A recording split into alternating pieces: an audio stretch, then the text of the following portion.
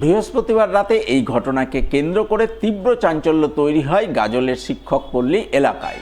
জানা গেছে, গাজলের শিক্ষকপল্লী এলাকার এক বাড়িতে বৃহস্পতিবার রাতে নিষিদ্ধ মাদক ব্রাউন সুগারের বেআইনি কারবার অর্থাৎ কেনাবেচা চলছিল, যা বিশেষ সূত্রে জানতে পেরে গাজল থানার আইসি কৌশিক বিশ্বাস বিশাল পুলিশ বাহিনী নিয়ে ওই বাড়িতে অভিযান চালান।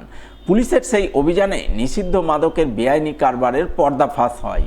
বাড়ির দোতলার একটি ঘর থেকে উদ্ধার হয় ব্রাউন সুগার ভর্তি একাধিক ছোট ছোট প্যাকেট। সব মিলিয়ে ওই সমস্ত প্যাকেট থেকে মোট 3 কেজি ব্রাউন সুগার বাজেয়াপ্ত করে পুলিশ। পাশাপাশি এই বেআইনি কারবারে যুক্ত থাকার ঘটনায় 4 জনকে গ্রেপ্তার করে। গোটা ঘটনায় ম্যাজিস্ট্রেট পর্যায়ে তদন্ত হয়। ম্যাজিস্ট্রেট পর্যায়ে তদন্তের জন্য ঘটনাস্থলে হাজির ছিলেন গাজলের বিডিও সুমন ঘোষ। ঘটনায় প্রাথমিক তদন্তে পুলিশের অনুমান উদ্ধার 3 কেজি পরিমাণ ব্রাউন সুগার বিভিন্ন স্থানে পাচার করা হচ্ছিল। তাই এই পাচার চক্রের মূল খুঁজতে তদন্ত শুরু করেছে পুলিশ।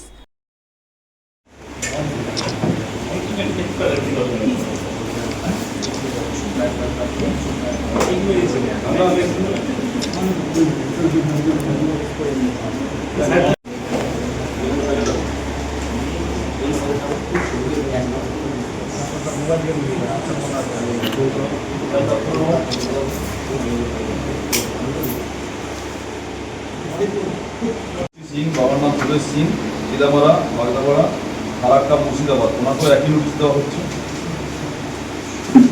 চৈতন সিং, বাবার নাম Suren Singh,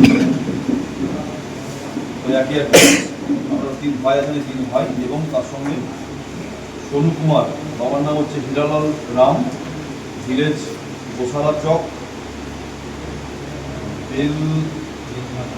বেহাঘাট, ward number 1, post DS এবং ডিস্ট্রিক্ট হচ্ছে মাধেপুরা, স্টেট বিহার।